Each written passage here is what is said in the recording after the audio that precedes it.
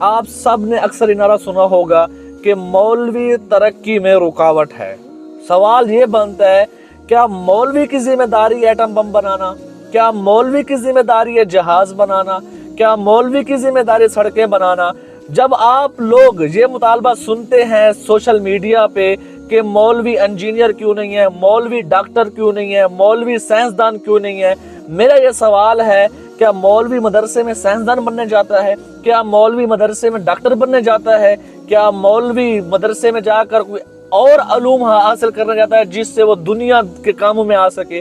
مولوی کا کام ہوتا ہے قرآن پاک پڑھنا، پڑھانا، سیکھنا، سکھانا، علوم نبوت کو حاصل کرنا اور دوسروں تک پہنچانا۔ تو آپ سب بتائیں، انصاف کریں، کیا آج وہ مولوی کام نہیں کر رہا؟ کیا وہ مولوی قرآن نہیں پڑھا رہا؟ آپ کی عقل حیران ہو جائے گی، 7,000 لے کر پورے مہینے وہ قرآن کی